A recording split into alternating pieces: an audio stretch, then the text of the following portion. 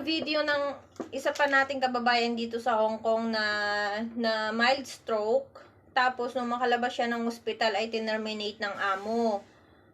Kaya, kawawa si kabayan. Panoorin natin yung video ni Sir Brian Calagi. Hihingi po siya ng payo regarding po sa kanyang problema. So, babasahin po natin yung kanyang email at magbibigay po tayo ng advice po sa kanya. Ang sabi po rito ay, hello po, good evening kuya. Pwede po magpa-advise saan po ako hihingi ng tulong po regarding sa situation ko now. Ganito po kasi yun, na mild stroke po ako at nung nakalabas na ako ng hospital, sinabihan ako ni amo na mag-work na. So, nung pumunta na ako sa bahay niya that day rin po ay tinerminate niya ako kahit sinabi ko na may mga follow-up pa po ako. At kinumbinsi niya ako na don't worry, pumirma ka lang at binigyan kita ng good release letter at hindi ka pa rin naman makakauwi kahit terminated ka na kasi bawal yun dito sa Hong Kong na magpauwi ng under medication.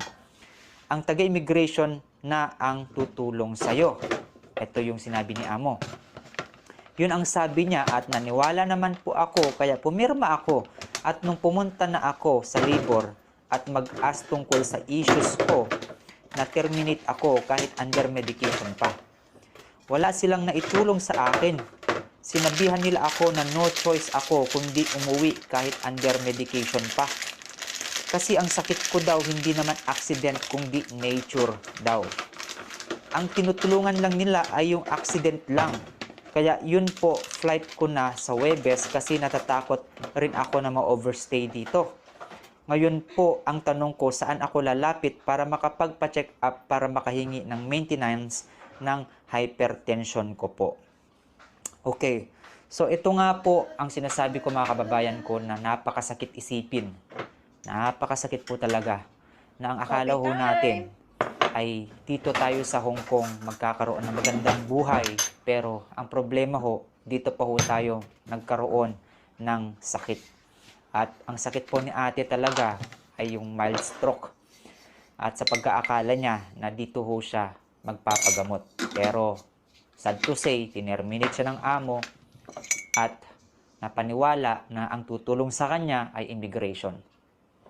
Ito nga yung paulit-ulit kong sinasabi mga kababayan ko na hindi ho talaga tayo habang buhay na malakas.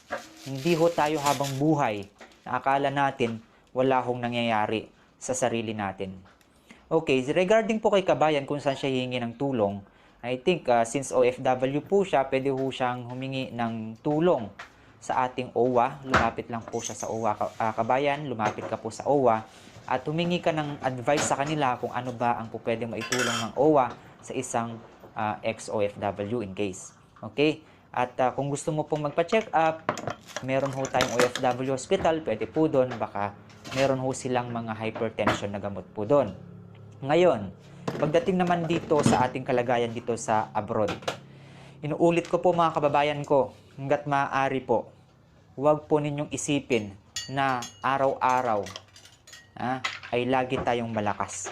Ang isipin po natin ay kung ano ang dapat o ano ang po pwede nating gawin na in case magkaroon tayo ng mga ganitong klase ng emergency ay meron tayong madudukot o meron tayong uuwian na po pwede ho natin pagkakitaan. Kaya nga sinasabi ko sa inyo palagi, huwag ho kayo laging umaasa sa kung ano yung sinasahod ninyo.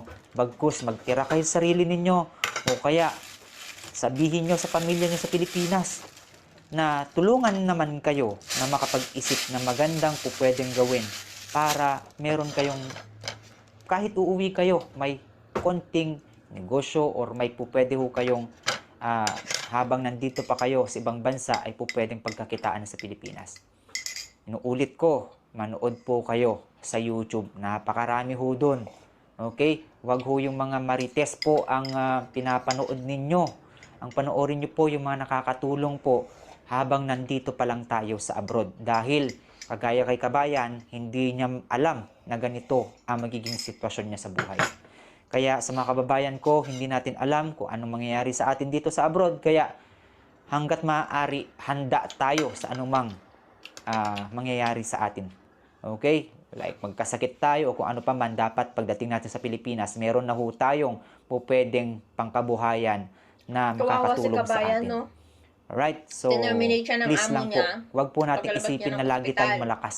Ang isipin ho natin, yung future ho natin. Dahil hindi naman po Ano? pwede na dito Bawal lang ho kasi tayo yung sa abroad mag-terminate ng mamalagi. helper na may At sakit. kailangan O din natin kaya, makapiling ano, ang ating mga mahal sa kaso yun buhay. nga, inintay niya Okay? munang makalabas So yan lang ng po ang ospital ating bago topic niya at magandang terminate. gabi po.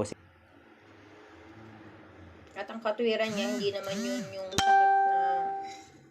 tumunog. Kumbaga mild stroke lang daw, sabi. Kaya tayo dapat mag-ipon talaga. Kasi hindi natin alam. Hindi tayo panghabang buhay na malakas. Kagaya niya, biglaan na nagkasakit na mild stroke. Siyempre, kung dumating yung time na ganyan, dapat meron tayong pera sa bangko o kaya may negosyo sa Pilipinas na kumikita kasi ang hirap pagka nawala ng trabaho. Katulad ko, single mother, patay na yung asawa ko, 3 ang anak namin. Siyempre, pag ako nawala ng trabaho, siyempre, mahirap. Kasi nag-aaral yung 3 kong anak. Ako lang yung inaasahan. Paano pa sila makakapag-aral? O paano pa sila, kung sila bubuhayin pagka ako yung dumating sa ganung punto? Kaya talagang pinipilit ko rin makapag-ipon para kahit pa paano magkabiglaan man, hindi naman natin tawag dalangin dumating sa punto na ganun, mayroon tayong may madudukot, hindi malulubog sa utang. Kape tayo. Bye!